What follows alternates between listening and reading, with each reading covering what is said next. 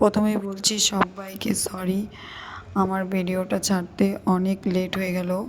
আমি একটু সমস্যার মধ্যে ছিলাম, তাই তোমাদের ভিডিওটা দিতে পারি নাই। তোমরা প্লিজ কেউ কিচ্ছু মনে করো না।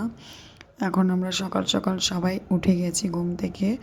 আগের দিনের ভিডিওটা তো আগের রাতে তোমাদেরকে দেখাইছি কি করেছিলাম। এখন পরের দিন যেদিন পুজো সেদিন ভোরবেলা সবাই উঠে যার যার কাজে লেগে গেছি।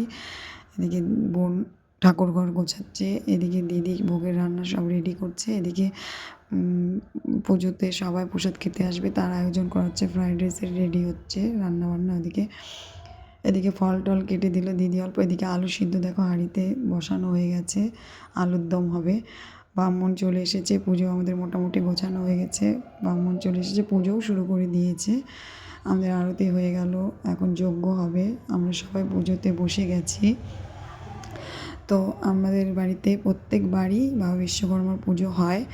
আমরা সবাই আনন্দ করে হৈ হৈ করে পুজো করি, কিন্তু এবারটা একটু অন্যরকম আনন্দ। সব বোনরা এসেছে তাই একটু খুব আনন্দ হচ্ছে।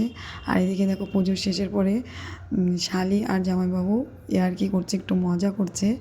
তোমাদের বাড়িতে কার কার বাড়িতে বিশ্বকর্মা পুজো হয় অবশ্যই আমাকে জানাবা। আর ভিডিওটা কেমন লাগলো তোমরা সবাই আমাকে লাইক কমেন্ট করে জানাবা। সাবস্ক্রাইব করতে কেউ ভুলো না, কিন্তু অবশ্যই সাবস্ক্রাইবার করবা।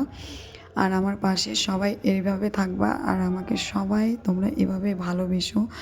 আজকে ভিডিওটা এখানেই শেষ করছি, তো সবাই তোমরা ভালো থেকো।